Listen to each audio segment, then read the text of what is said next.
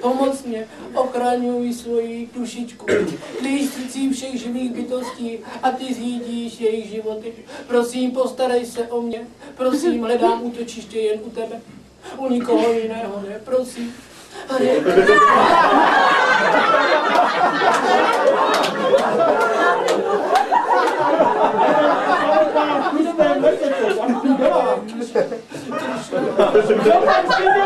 A co pak to děláš?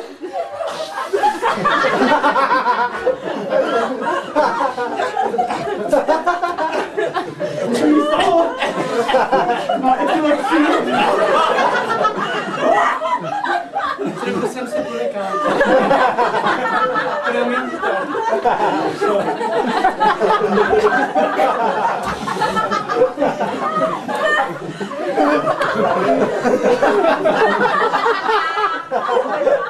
Posaď se u nás, děvčko. A co tu děláš v pustém lese?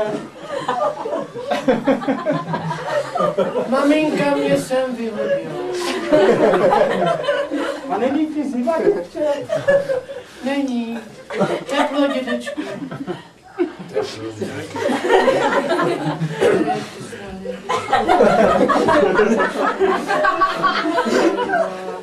Už jedí teplo, děvče.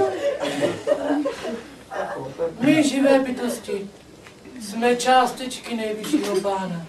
A jako takové jsme čistě duchovní, ale nemáme nic společného s tímto materiálním světem plným dualit. Proto nás ani teplo nebo zima nemůžou ovlivnit. Víš, dědečku? No to je úžasné, děvčko. Vidím, že jsi pokročilá duše. Promiň, zapomněl jsem, říkala jsi mi už, jak ti říkají? Nezíkala. Neptal se. Víš, tatínek mi říká Nastěnko. Má sestra mi říká Nasťo. A Maceka mi říkal ty čarodějnice. Ty zmije jedovatá. Ale jmenuji se Nasťa. Nasťa. Ano, Nasťa.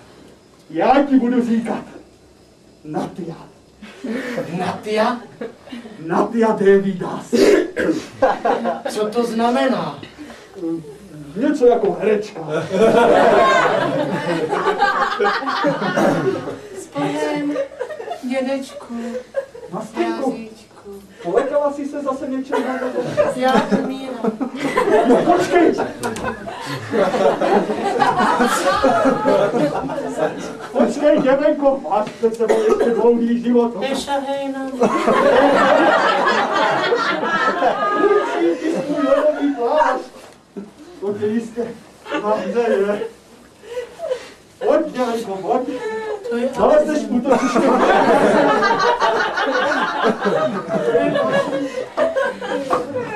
Nabíj ti čaj, děvenko. Čaj my nesmíme, dědo, to bys taky mohl vědět.